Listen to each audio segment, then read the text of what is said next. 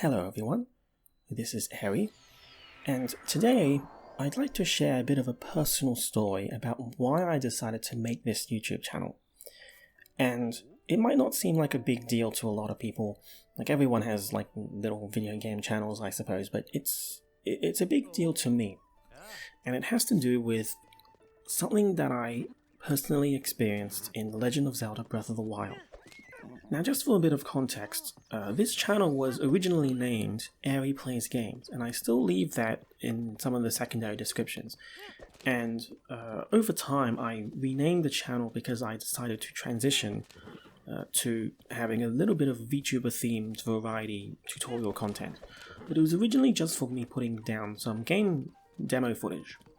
And it has to do with the fact that experience I had in Breath of the Wild was something I did not record, and yet once I finished experiencing it, I felt, wow, that is something that belongs to me, and no one will ever know about it or maybe possibly even believe me that it happened. And essentially what happened was this. There were two claims made by the developers that really stuck in my mind.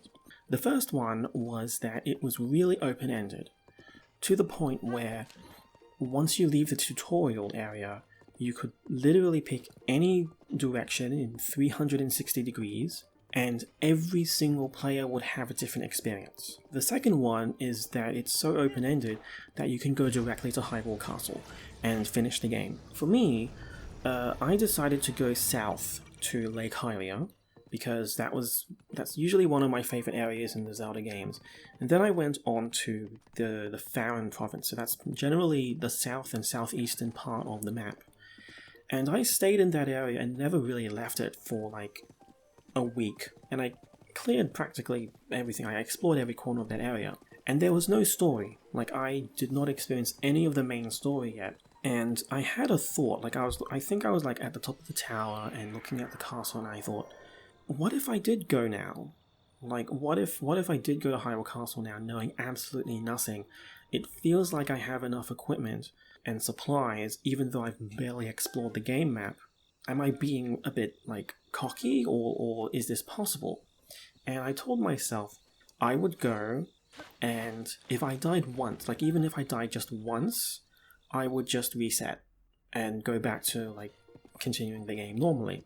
And what happened instead was really a massive scramble for survival and surviving, having no idea how to even dodge or block Guardian attacks. And then I eventually made it to the Inner Sanctum where Ganon was, and I thought, surely I must die at this point, like I'm gonna die. And I went in, and I fought the fully powered version of Ganon. Like, I had no context on how to, like I didn't even know that he could be depowered.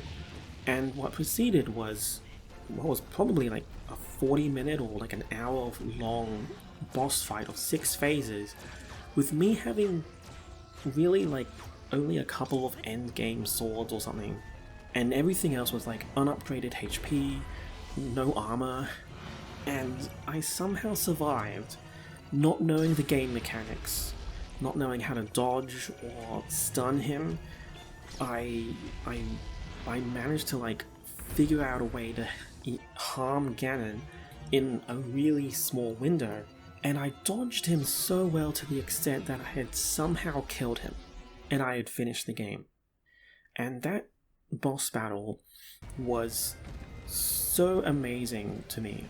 It was so grandiose. It was it really felt like a biblical David versus Goliath moment to me, and it was quite possibly the most extreme boss battle I'd ever had in the entirety of my life. And it was really an amazing moment. And then something happened. I don't really remember what exactly. I think I might have decided to save my game, but then all the enemies leveled up, and I realized, oh, I should actually like restart the game now. I think I probably should not have saved, because all of the enemies got stronger and I had no equipment. And I was like, oh, I actually, like, I have enemies that are stronger than Ganon now because I defeated Ganon. And Tears of the Kingdom, where I am now, I'm essentially at a point where I have it feels like I'm more or less in that same position, where I have a lot of equipment, I have a lot of healing items, and I actually ended up exploring the same general area. Like, I explored Farron, I went to Lake Hylia, but I'm standing here and I'm thinking, oh, I haven't done any of the story yet.